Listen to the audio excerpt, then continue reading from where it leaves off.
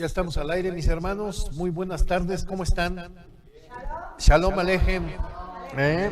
Muy bien, disfrutando ya de este cierre de Shabbat, que ha sido verdaderamente emocionante en muchas cosas. No sé si nos hayan acompañado, y si no, tienen la oportunidad de ver los videos para que vean cómo aquí nuestro cocinero y chef y ¿qué más? El bodega de hermano. Bueno, es una maravilla en la cocina. Así es que la que se case con él tiene asegurada una buena cocina. Estuvimos de veras, vean el video, la semana pasada ya editamos el primero, en el que hizo sushi. Yakimeshi hizo la semana pasada. Y ahorita hizo un sushi, fíjense qué difícil es, sushi. Tai, bueno, esa cosa. No, es sushi, no tai.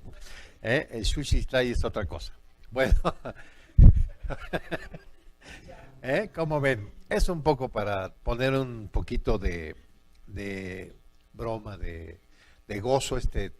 Decía nuestro Yahweh, nuestro precioso Señor, que todo lo que hagamos para Él debe ser con alegría, con gozo. Y nos damos cuenta que muchas de las cosas que le pasaron al pueblo hebreo en su totalidad fue por eso.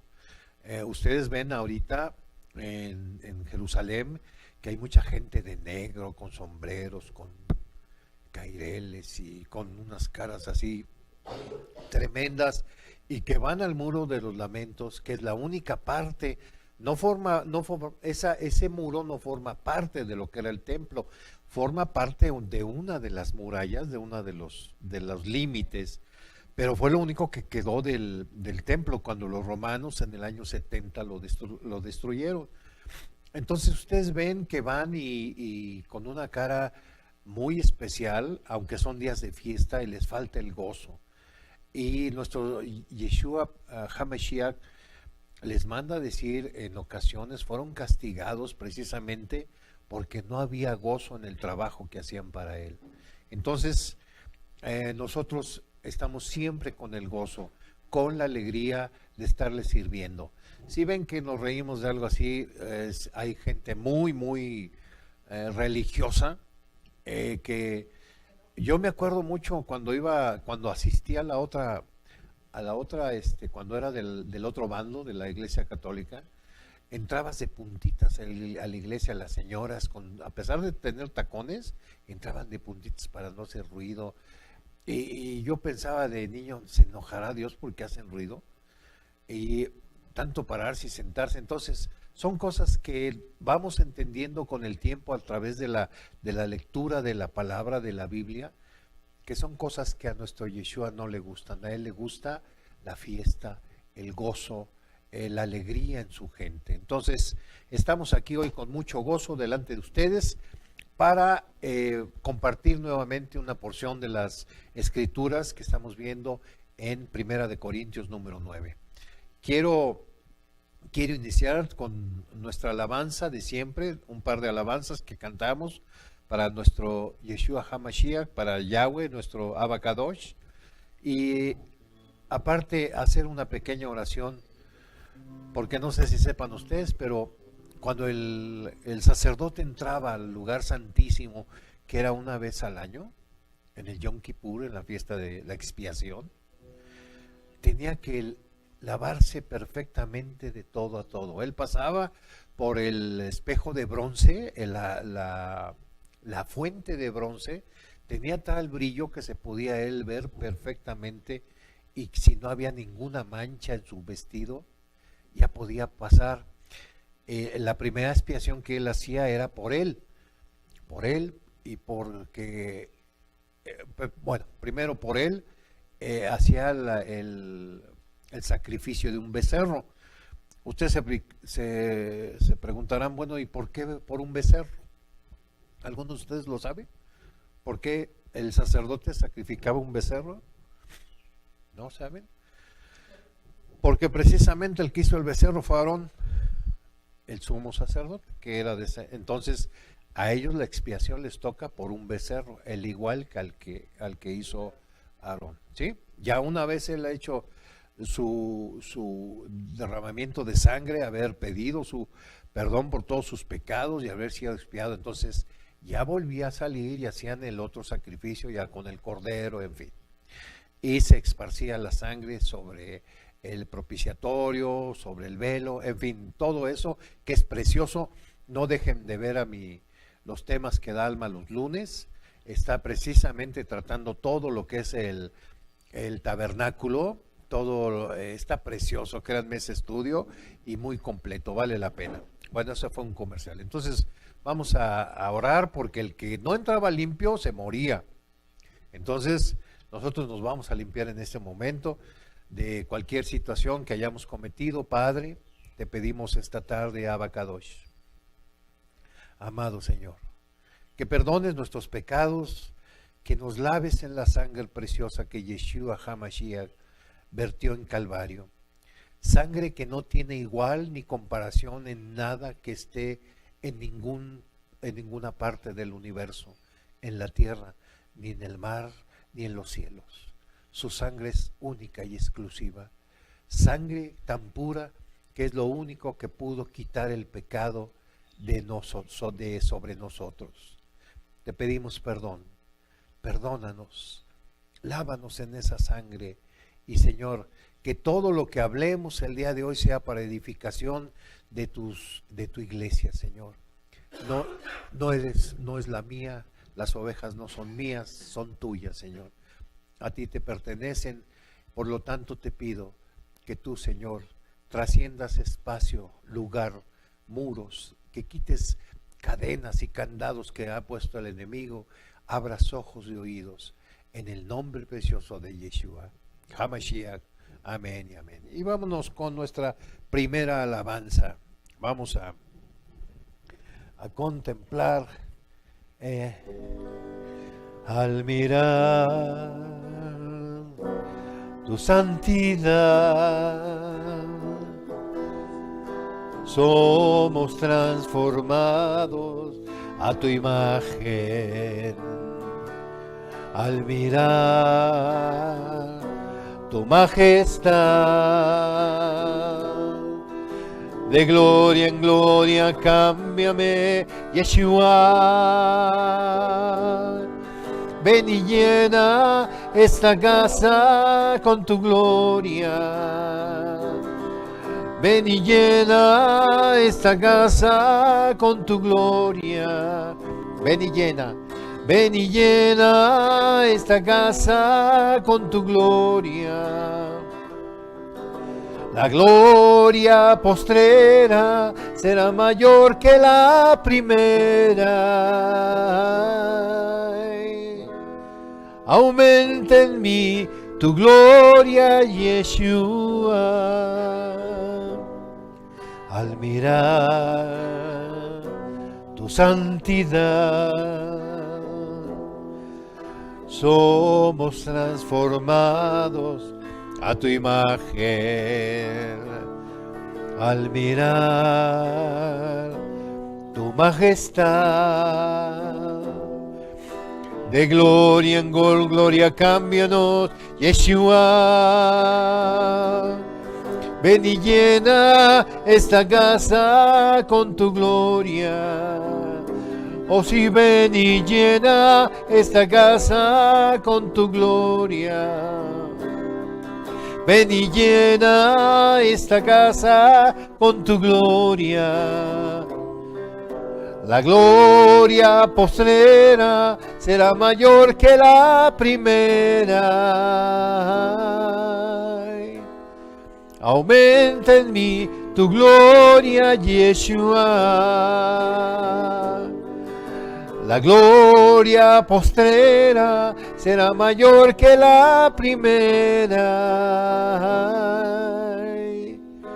Aumenta en mí tu gloria, Yeshua. Oh, Yeshua. Cuando flaquea mi fe y siento desfallecer,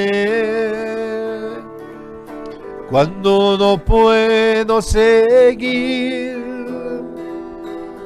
y faltan fuerzas en mí, puedo a la mesa venir y puedo el pan compartir. Es Yeshua, el pan de vida, el maná de mi desierto, mi energía, mi sustento. Es Yeshua, el pan de vida, mi necesidad primera, y sin ti yo nada fuera. Ay, porque Yeshua es pan de vida eterna. Cuando flaquea mi fe y siento desfallecer, cuando no puedo seguir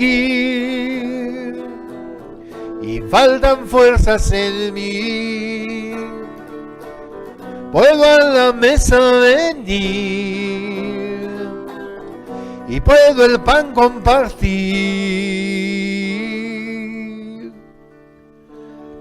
Es Yeshua, el pan de vida, el maná de mi desierto, mi energía, mi sustento. Es Yeshua, el pan de vida, mi necesidad primera, y sin ti yo nada fuera.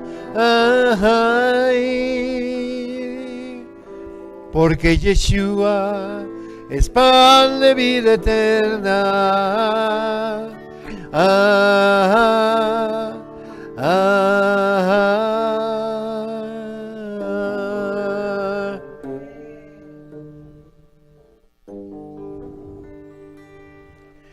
Amén. Amén, amén. Señor, recibe nuestra alabanza. No en nuestro nombre ni en nuestros méritos, ninguno tenemos. Tú eres el que tienes todos los méritos, Yeshua. A ti la gloria y la honra, mi Señor. Ay. Pues estamos aquí, mis hermanos, como les comentaba hace un ratito. No sé qué tiempo, cómo ando de tiempo. Alguien que me pase nada más que me digas 5 minutos, ¿ok? Bueno, vamos a comenzar nuevamente. Nos quedamos la vez pasada con el el capítulo 8 de Primera de Corintios, y vimos que si era lícito comer o no comer de lo que era ofrecido a los ídolos, y vemos que no hay problema, lo podemos comer, siempre y cuando no veamos que podamos ser tropiezo para alguien. Si vamos a arriesgar la fe de alguna persona, por amor a esa persona, por amor de poderlo tropezar, que no sea tropezado por nosotros, nos abstenemos de comer los glorios, eso dedicado a los ídolos. Pero debemos cuidar mucho más, es el mandamiento número 1, fue lo que hizo Yeshua. Dice que vino a buscar lo que se había perdido. Y lo primero que tú debes tener en cuenta es que la salvación de un hermano depende muchas veces de tu testimonio. Entonces, acuérdate de eso. Siempre que estés, vigila bien, que estés, que lo puedas hacer con toda confianza, y si no, mejor abstente. Eso vimos en el capítulo 8. Ahora en el capítulo 9 vamos a iniciar algo que siempre es muy polémico en las iglesias, que es la ayuda a aquellos que provienen de su trabajo en el Evangelio. Vamos a leer un poquito en el capítulo 9, versículo 1. Ustedes han de dispensar esta Biblia preciosa que tiene cerca de 20 años o algo más, pero es una Biblia hermosísima de estudio y que yo la guardo así como algo muy especial porque tiene mucha información que normalmente otras Biblias no traen. Primera de Corintios número 9. ¿No soy yo apóstol? ¿No soy libre? ¿No he visto a Jesús, el Señor nuestro? ¿No sois vosotros mis obras en el Señor? Si para otros no soy apóstol, para vosotros ciertamente lo soy, porque el sello de mi apostolado sois vosotros en el Señor. Contra los que me acusan, esta es mi defensa. Fíjense bien, aquí está defendiéndose Pablo lo están atacando porque supuestamente él ya no era apóstol porque no estuvo en el tiempo de Yeshua, sino fue un poquito posterior. Yo creo que sí supo y anduvo ahí en el relajo porque no era tampoco un niño, sino más o menos estaba en una edad en que ya podía participar y desarrollarse dentro del Sanedrín. Entonces vemos que lo están interrogando que si es o no apóstol. Antes quiero hacer una aclaración. ¿Cuáles son las cualidades, características que debe tener? Características que debe tener un apóstol para poder ser apóstol. Exactamente, haber estado con Jesús desde su bautizo, desde que se es sumergido en el Jordán, hasta su resurrección. ¿Ok? Entonces, ahí son todos los que estuvieron durante ese tiempo, Él los establece como sus apóstoles. Ahora, acuérdense de ahí, cambia a Judas. A Judas, y fíjense qué vaciado, porque en Judas no dice el apóstol Judas, sino el oficio de Judas. Qué vaciado, ¿no? O sea, y meten a se me fue su nombre. A Matías. Matías es el que entra dentro para nuevamente restablecer a los 12. Entonces, a Pablo no lo consideraban muchos de esa época como un verdadero apóstol. Sin embargo, Pablo va rumbo hacia Damasco, acuerden ustedes, y Yeshua se le aparece y lo tira y le dice, él queda ahí todo deslumbrado, inclusive después de ese encuentro él queda ciego y tiene que ir. Todo esto lo vemos en Hechos, en el libro de los Hechos. Entonces él en ese momento queda ciego porque tiene un encuentro personal con Yeshua y le dice que a quién persigue, y le dice, ¿por qué me persigues? ¿Por qué me persigues? Dura cosa te es dar coces contra el aguijón. Y entonces ahí Pablo le es revelado que está atacando directamente no a los creyentes, sino a Yeshua mismo. Entonces es cuando le dice ahí, preciosa, ¿qué quieres que yo haga, Señor? Entonces ya le da las instrucciones de que vaya a un poblado para que oren por él, en fin. Todo esto pasa, pero acuérdense que Pablo dice, se considera él mismo como, no como un apóstol, sino, dice, bueno, sí como un apóstol, pero dice que como un abortivo, ¿sí? Porque él viene a ser el último de los apóstoles. Ahora quiero comentarles algo que está sucediendo ahorita en las congregaciones. En el año 2001, si mal no me equivoco, hay un pastor, por ahí hay un profeta llamado Peter Wagner. Él manda llamar a una profetisa en Estados Unidos, le impone las manos y le dice que a través de ella vendría la descendencia de de los apóstoles, la congregación apostólica moderna. Después de 2 semanas, él empieza a hacer una reunión en donde cobra $250 por persona para aquellos que quieran ser convertidos en apóstoles. Luego esta mujer viaja a Centroamérica, hay una reunión en un estadio y todos estos 50 o algo así, 60 personas que asistieron, todos fueron nombrados por ella apóstoles. Entonces, a raíz del año 2001 en adelante, es decir, hasta nuestra época, vemos que hay muchos apóstoles ya por todos lados.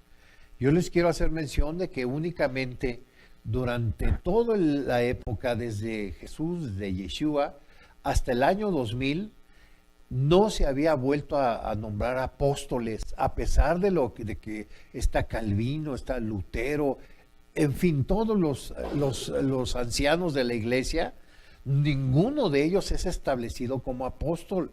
Es decir, ya Yeshua había formado la base del apostolado. Entonces, dice que ya no puedes, no sé si quieran leer Efesios 2:20. Efesios 2:20. Si lo tienen a la mano. Adelante.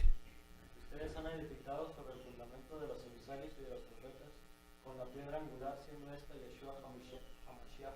Así es, o sea, ustedes van a edificar, están siendo edificado el edificio con la piedra angular que es Yeshua, y después con los profetas y los apóstoles.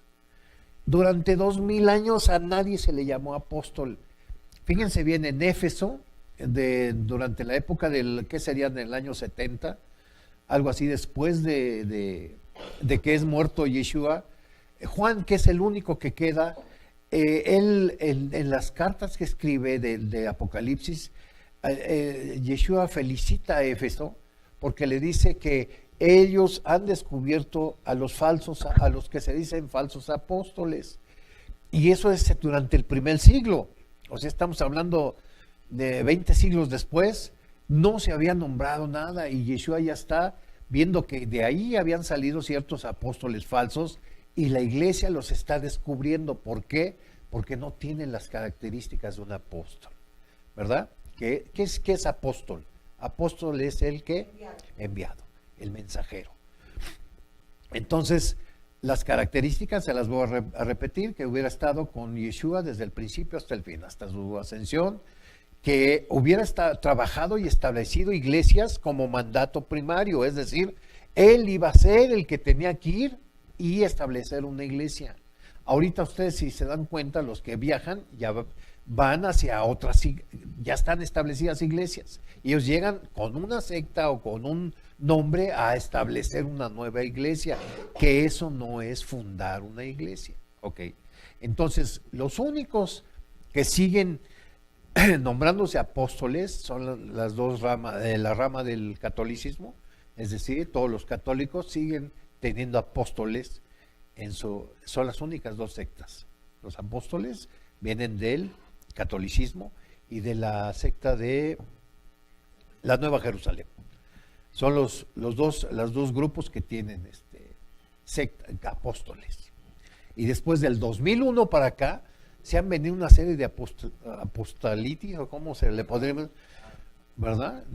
Tremenda, de que ya todos se creen, y créanme, mis hermanos, no está fundado en ningún momento en la palabra el puesto de apóstol. Hay el ministerio, si pueden leer después ahí en su casita, Efesios 4, 11, 12, que habla precisamente del ministerio del apostolado, que es decir, de una iglesia mandamos a alguien a que levante una congregación en tal lado, pero ese es un ministerio, pero no entra dentro de los fundamentos, es decir, del trabajo del apóstol. El apóstol fue único, fueron 12 y ahí murió. Y luego, no sé, pero cualquiera que nos dice, nosotros yo estuve en una congregación donde había un apóstol, una mujer, y es apóstol. Y cuando te lo quieren decir que es válido eso, también vete a Apocalipsis y dice que en una parte existen los 12 nombres de los apóstoles. No sé si aparezca el tuyo por ahí porque están 12. Así es. Y si no, dice Pablo que él era como un abortivo, el último de ellos. ¿De quién? De los apóstoles. Entonces, si tú eres el 13º o el 15º o el 1200, entonces Pablo es mentiroso. Pregunto yo. No, ¿verdad? Entonces, y son 12 columnas nada más, mi hermano. Entonces, estás igual que aquellos que andan predicando que los 144,000 van a ser salvos.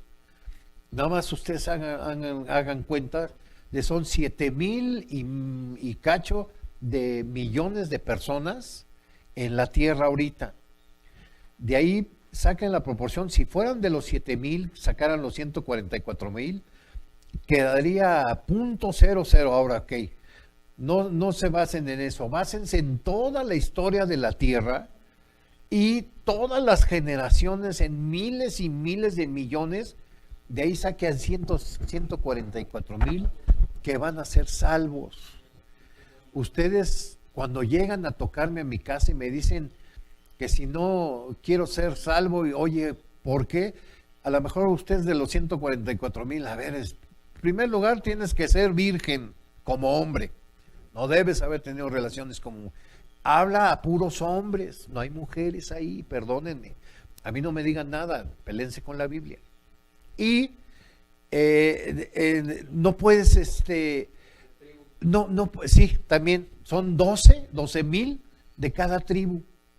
O sea, son 12 tribus, son 144,000.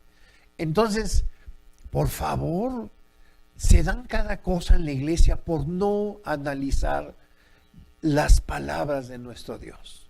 Entonces, vamos a establecer que efectivamente Pablo era un verdadero apóstol. Entonces la gente, como se habían levantado algunos otros apóstoles, pues estaban tirándole feísimo, y él empieza a defenderse. O sea, es .5018. Imagínate las posibilidades que tú tienes, nombre. ¿A cuántos necesitas convertir? Estás luchando. Fíjate, ahorita te pones a luchar contra ¿cómo se llama este pastor que es se me va su nombre, ya es grande, Billy Graham. Imagínense, por tenerte a competir con Billy Graham, pues nunca se va a poder. Estadios y cosas que el Señor lo ha ocupado increíblemente, y tú que andas tocando de puerta en puerta, por favor, y tú te quieres ganar la salvación, ese es tu problema. El problema dice que la salvación es gratis. Yeshua ganó por ti tu salvación. Él te hizo entrar gratuitamente, te hace entrar al cielo. No es por lo que tú salgas y toques puertas, perdóname. Eso es un trabajo de evangelismo que qué bueno que lo haces, compartir las buenas nuevas con las personas. Pero no te da en ningún momento la salvación, el salvar a otras gentes. Lo haces como parte del trabajo que tienes que hacer y de ese amor que le debes tener a las gentes, porque no se pierdan. Porque eso es lo que estableció lo vimos en el versículo anterior, hay que tener cuidado y amar a la gente. Y todo lo que incluye la salvación es gratuito. Amén.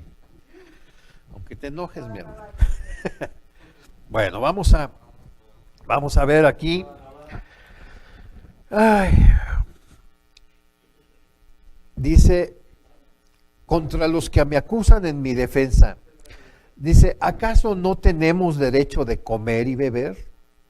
¿No tenemos derecho de traer con nosotros una hermana por mujer, como también los otros apóstoles y los hermanos del Señor y Cefas? Fíjense bien, leamos con mucho cuidado. Cefas, si fuera la palabra hermano que se utiliza ahí como congregante o como que sigue la misma tendencia, sería esa palabra. Pero aquí habla de hermanos del Señor. ¿A qué hermanos se referirá? A los que son de sangre, de la misma matriz. Investiga en tu Biblia la palabra original e indica que hermanos, cuando van y le hablan y le dicen, oye, allá afuera está tu mamá y tus hermanos y quieren hablar contigo. La palabra ahí es hermanos, es de la misma matriz. No se utiliza primos hermanos. ¿De dónde salen los primos hermanos? Acuérdense ustedes, han hecho una mezcolanza que quieren acomodar como dé lugar las cosas.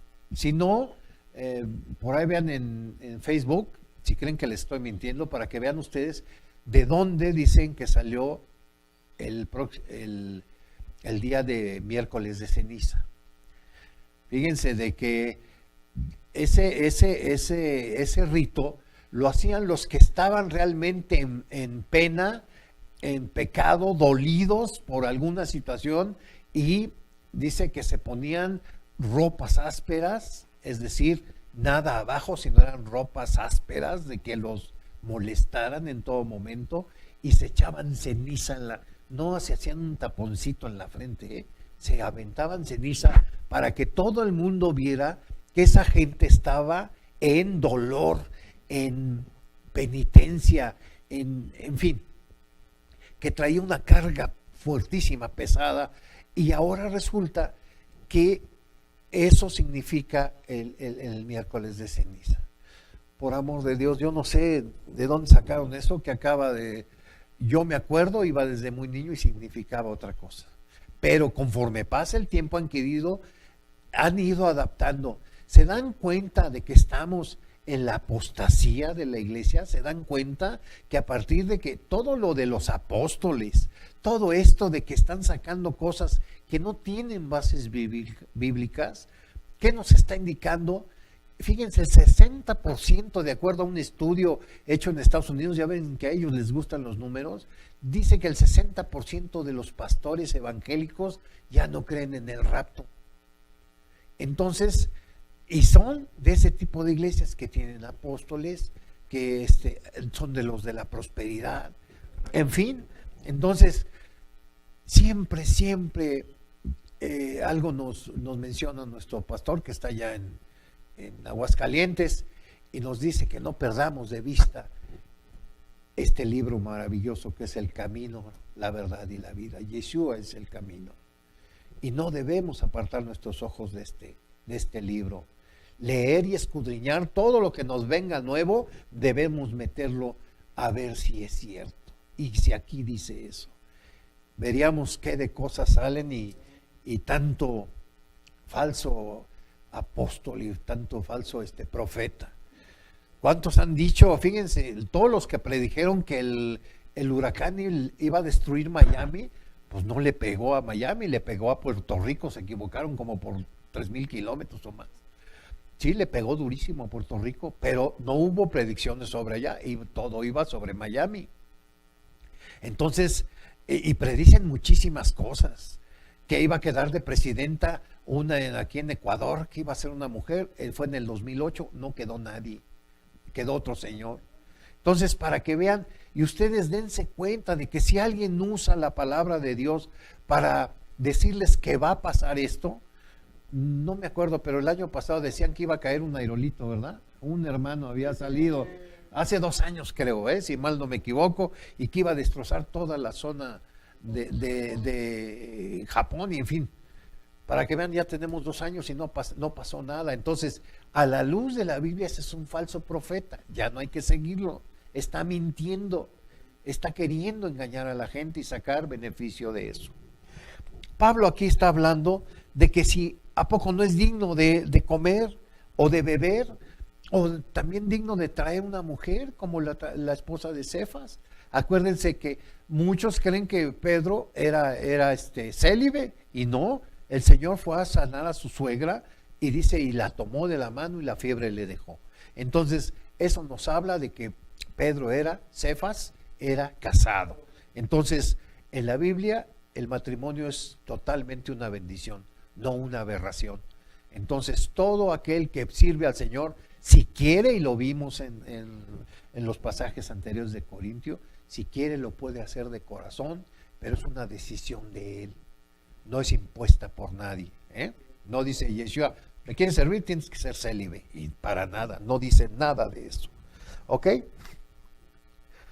Dice, no tenemos derecho entonces de traer mujer, dice, o solo yo y Bernabé no tenemos derecho de no trabajar. ¿Quién fue jamás soldado a sus propias expensas? ¿Quién planta viña y no come de su fruto? ¿O quién apacienta el rebaño y no toma de la leche del rebaño? Fíjense bien, está hablando de 3 actividades muy importantes que se hacían en esa época. 1, el ser soldado. Nadie va y se forma de un ejército y sabe que yo voy a defender o voy a atacar a la patria, pero yo me voy a sostener, yo voy a comprar mi fusil, yo voy a comprar mi armadura, yo me voy a pagar mensualmente. Nadie hace eso. O sea, si te llaman como soldado, ¿qué va a pasar? Que te van a tener que sostener en todo momento. El gobierno o la nación que te llame tiene la obligación de sostenerte y darte todos los implementos que necesites. Ahora, segundo, el que planta piñas, ese está hablando de una persona que se dedica al campo, es un granjero. Entonces, imagínense que él sembró la piña y ya que sale la piña, no se la, perdón, viña. No, y también las piñas. O sea, imagínense que quites es que di un ejemplo sí, pues, como tengo piñas ahí, por eso digo, bueno, que siembre una viña, con BVD, entonces, que no sea él digno de quitar algún manojo y comerlas. ¿Por qué no, si él las trabajó? Y tercero, a los pastores, aquellos que cuidan a las ovejas, aquellos que son dignos también por estarlas cuidando, de tomar la leche de parte de ellas. ¿Por qué? Porque las alimenta, las cuida, las cura, en fin, él es digno también de tomar lo que está invirtiendo. Entonces, ¿se dan cuenta más o menos hacia dónde va Pablo? Digo esto solo como hombre, en el 8. ¿No dice esto también la ley? Porque en la ley de Moisés está escrito, no pondrás bozal al buey que trilla. ¿Tiene Dios cuidado de los bueyes? Esto del bozal lo ven en Deuteronomio, Deuteronomio 25:4. Dice, o lo dice enteramente por nosotros. Pues por nosotros escribió, porque con esperanza debe arar el que ara, y el que trilla, y con esperanza de recibir fruto. Si nosotros sembramos entre vosotros lo espiritual, es gran cosa si segásemos de vosotros lo material. ¿Se acuerdan que Pablo ¿qué es lo que nos está diciendo Pablo aquí? La verdad es que él es digno del salario que pudiese cobrar en ese momento, o pudiese ser ganado por él, por el trabajo que está haciendo con todas. Él fue a Corinto, recordemos que no existía nada, ninguna iglesia ahí, es un puerto en el cual ustedes vayan a algún puerto y verán toda la clase de orgías y de cosas que se dan en un puerto. ¿Por qué? Porque es donde convergen muchas culturas. Entonces Corinto era eso. Entonces cuando llega Pablo, él establece a los primeros hermanos, la primera iglesia de Corinto. A él es el que el Señor lo manda y establece esa iglesia. Y ahora los que dicen, no, es que él no es, fíjense, ya que se va y le mandan una carta, oye, están diciendo esto, y él les contesta. De ahí son las cartas de Corinto, tratando de ubicar a las gentes de lo que está pasando, de lo que es la realidad. Entonces le dicen, ya tú no eres apóstol, no tienes por qué cobrar. Entonces Pablo toma una determinación. ¿Se acuerdan que Pablo también se dedica a trabajar? Pablo se encuentra con Aquila. Cuando sale de Atenas rumbo hacia Corinto, que sí, se encuentra con Aquila, y Aquila es un cuate que también trabaja en el Evangelio, se vuelve parte de los ayudantes de Pablo, pero los dos tienen en común que hacen carpas. Aquí dice carpas, pero la verdad es que hacen talits. El talit es el pequeño manto de oración que utilizaba, miren, para que vean ustedes, esto es lo que hacía Pablo y Aquila, miren. Este es un pequeño, este es uno pequeño, hay uno más grande y este se utiliza. A ver, mis hermanos, a ver, ¿sí se ve? ¿Sí se ve? ¿Sí? ¿Sí? Ok. Entonces, este es el manto que ahí dice carpas. ¿Por qué? Porque en realidad es una pequeña carpa en la que tú te encierras, es decir, tú te lo pones, no me lo pongo ahorita, pero cuando tú te lo pones, bajas, gracias mi hermano, pones tú y te encierras en oración. Ese es el significado que tiene, que como si entraras a la presencia de Dios en la carpa y te pusieras en oración delante de Él. Recuerden ustedes, no dejen de ver, les hago el otro comercial, el tema de alma que está dando los lunes. Cuando entras a la carpa, es exactamente eso rememora mucho eso, de que tú te tapas con tu talit y empiezas a hacer tus oraciones. Entonces, Aquila y Pablo, él se dedica a esto, él trabaja por su cuenta. Y otra cosa, para no hacerles muy largo el tema, también Pablo ha recibido de otras iglesias de Macedonia, ha recibido de gente muy pobre. Hubo una época en que Jerusalén pasó por una situación económica difícil, por una crisis. Entonces, hermanos de otra parte, es decir, los judíos, y no judíos, sino hebreos de la diáspora, les mandan, dice, aunque sea gente pobre, humilde, manda algo para apoyar a sus hermanos que están en aflicción. Entonces, esa gente también sostiene a Pablo. Entonces llega un momento en que Pablo les dice que por amor no quiere recibir nada de ellos, no les quiere cobrar nada. Fíjense lo que dice más adelante. Dice, si nosotros sembramos entre vosotros lo espiritual, ¿es gran cosa si segásemos de vosotros lo material? Si otros participan de este derecho sobre vosotros, ¿cuánto más nosotros? Pero no hemos usado de este derecho, sino que lo soportamos todo por no poner ningún obstáculo al evangelio de Yeshua. Quiere decir, me estoy absteniendo de un derecho que tengo por amor de ti, para que no seas tropiezo en tu decisión de estar con Yeshua. ¿No sabéis que los que trabajan en las cosas sagradas comen del templo y los que sirven al altar del altar participan? Dice, así también ordenó el Señor a los que anuncian el evangelio que vivan del evangelio. Fíjense bien, vamos a Mateo 10:10 para que vean lo que les dijo el Señor. Si alguien me lo puede dar, si es tan amable. Mateo 10:10.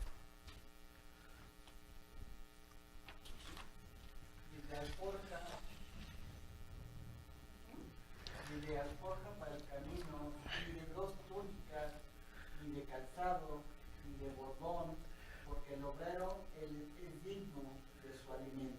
Síguele en el 11. Mas en cualquier ciudad o aldea donde entréis, informaos quién en ella sea digno, y posad ahí hasta que salgáis. Y al entrar en la casa, Saludar, así es. Hasta ahí se dan cuenta que dice el Señor, no, que se salgan sin dinero. Fíjense bien lo que dice en Lucas 10, 4 al 8. Yo se los leo para no entretenerlos. No llevéis bolsa, ni alforja, ni calzado. Y también, y a nadie saludéis por el camino.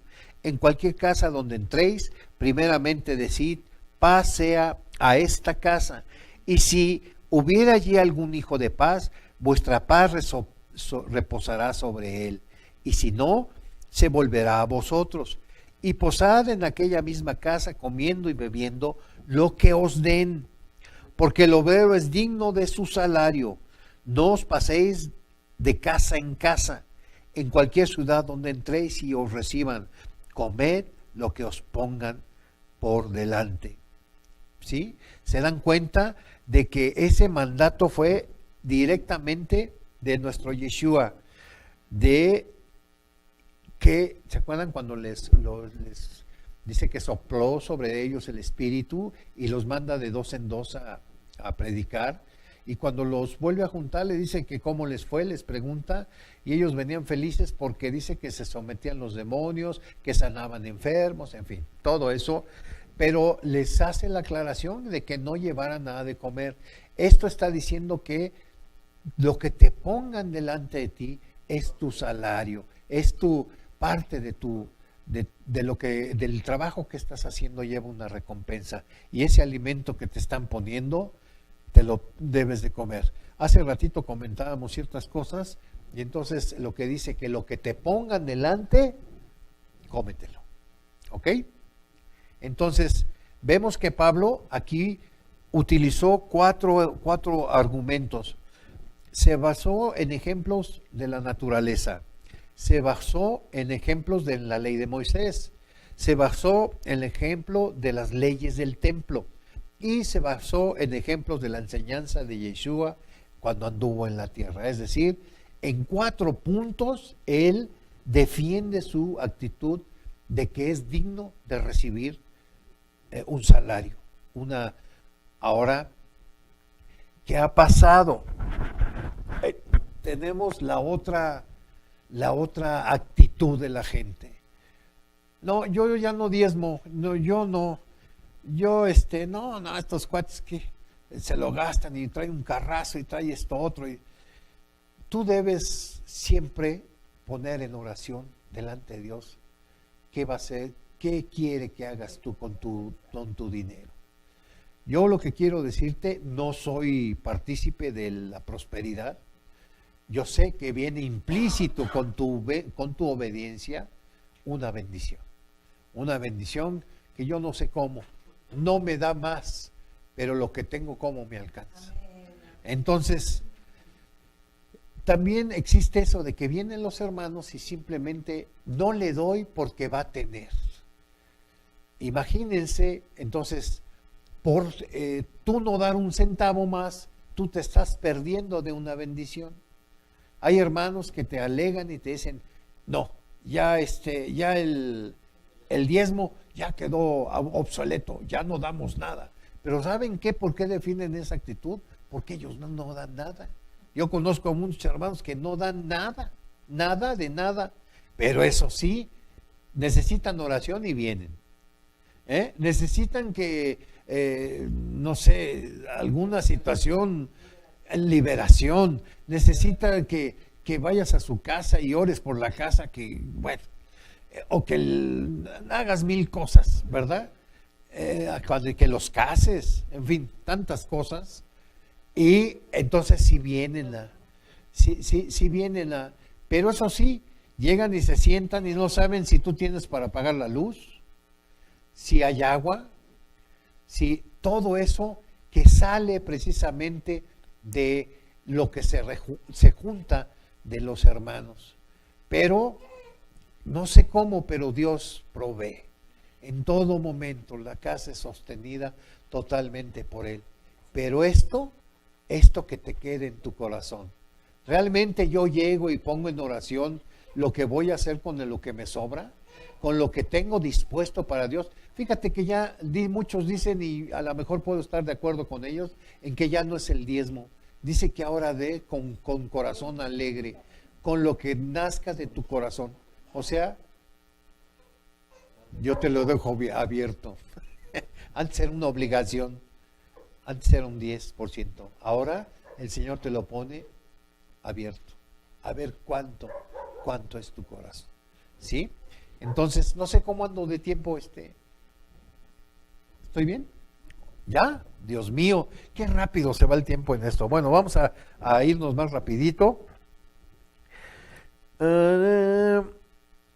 Dicen con Primera de Corintios 9:13, ¿no sabéis que los que trabajan en las cosas sagradas comen del templo? Ya lo vimos, que los sacerdotes eran los que de la parte que se ofrecía, ellos agarraban carne para su casa y en fin, de muchas cosas, ¿verdad? Así también ordenó el Señor que cuando fueres te comieres lo que te pusieran delante y que tú recibieres lo que te dieran. Mucha gente sale y te dice, toma mi hermano, es una bendición para ti, te lo dan. Todo eso forma parte de tu recompensa por estar compartiendo y trabajando en lo del Señor. Dice, pero yo de nada de esto me he aprovechado, ni tampoco he escrito esto para que se haga así conmigo, porque prefiero morir antes de que nadie desvanezca esta mi gloria. ¿Cuál es la gloria de Pablo? La gloria de Pablo es que mucha gente había sido, el Señor lo había utilizado para llevar gente a la iglesia de Corinto, ¿sí? Pues si anuncio el evangelio no tengo por qué gloriarme, porque me es impuesta necesidad. Y hay de mí si no anunciar el evangelio. Esto en breves palabras dice, bueno, tú te glorías porque andas diciendo, no, yo convertí a fulano, yo convertí a tutano, aquí se reúnen 500 que yo convertí, pues no hiciste nada más que cumplir con lo que el Señor te mandó. No estás haciendo ninguna gracia, ni hiciste algo extraordinario. Estás cumpliendo con un trabajo que Él te ordenó. Entonces, y gloria a Él, porque si alguien los trajo, fue Él. Tú únicamente serviste de medio para hablar con estas personas. Por lo cual, si hago de buena voluntad, recompensa tendré, pero si de mala voluntad, la comisión me ha sido encomendada. ¿Cuál pues es mi galardón? Que prediquemos el Evangelio, presente gratuitamente el Evangelio de Cristo, para no abusar de mi derecho en el Evangelio. Por lo cual, siendo libre de todos, me he hecho siervo de todos para ganar a mayor número.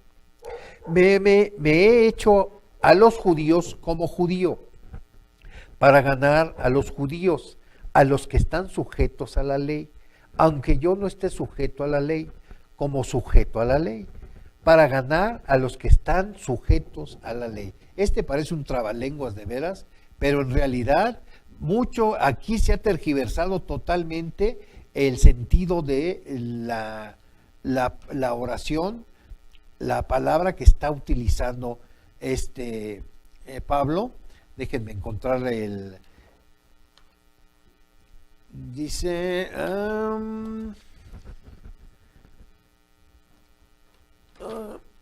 aquí es. Aquí se refiere, fíjense bien, vamos a ir despacio. Me he hecho judío, me he hecho a los judíos como judío, para ganar a los judíos, a los que están sujetos a la ley, aunque yo no esté sujeto a la ley. Aquí no está hablando de la Torá, la ley, no está hablando de la Biblia, está hablando de la interpretación de la Torá que hacen las gentes. ¿Se acuerdan cuando Yeshua va y les dice, los empieza a regañar a todos los del Sanedrín y a los escribas? Les dice, fariseos, víboras, etcétera, etcétera, etcétera. Les llama la atención porque están utilizando la cátedra de Moisés. Fíjense bien lo que les dice Yeshua. Hagan como dicen ellos cuando se sientan en la cátedra de Moisés, es decir, en la silla donde leían la palabra, la Torá. Entonces, leían la Torá y eso es lo que tenían que hacer. Donde venía la regada era la interpretación de las personas en esa ley. Entonces, les dice Yeshua, hagan lo que dicen ellos, en lo que está escrito, mas no hagan como ellos. ¿Por qué? Porque les dice, ellos ponen, dice, aún a los que van entrando, ni a esos dejan entrar. Les ponen cosas tan altas que ni ellos mismos hacen. ¿Sí? O sea, ¿a qué ley se refiere Pablo? A la ¿cómo? ¿Jalajá? ¿Cómo se llama? Jalajá, que es la interpretación de la ley que están leyendo, la interpretación del hombre. Y si tú te das cuenta, y nos acaba de pasar como una experiencia que tuvimos aquí viva, es que cuando te empiezas a juntar con otras personas y te empiezan a dar no la palabra, no la Biblia, no la Torah, sino te empiezan a dar los resúmenes y los puntos de vista, aunque sean de los más letrados de la Biblia, entonces ¿qué pasa? Empieza un tropezadero porque ya no sabes hacia dónde hacerte. Entonces, ¿qué es lo que debes hacer? Nunca debes perder de vista este libro. Y si algo están diciendo, lo mezclas, lo interpretas bajo lo que decía Yeshua. Aquí está su palabra, para ver si lo que él dice es verdad o es mentira. Bueno, mis hermanos, aquí lo vamos a dejar para que... y otra cosa, no consideren a Pablo, muy, muy importante, esto se me olvidaba. Él no es hipócrita. No está tratando de pasarse, siendo cristiano, haciéndose pasar por judío. Para nada. El cristiano, la palabra cristiano es ungido, el pequeño ungido. Pero iglesia viene de la palabra eclesia, que son los sacados fuera.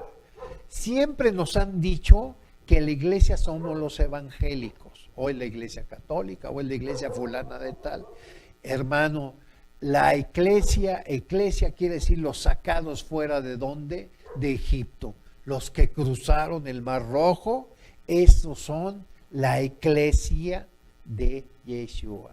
Entonces, nosotros venimos a formar parte de los sacados fuera. Entonces, cuando oigas la palabra, tú vas a una iglesia, yo soy de los sacados fuera que predico el evangelio de Yeshua.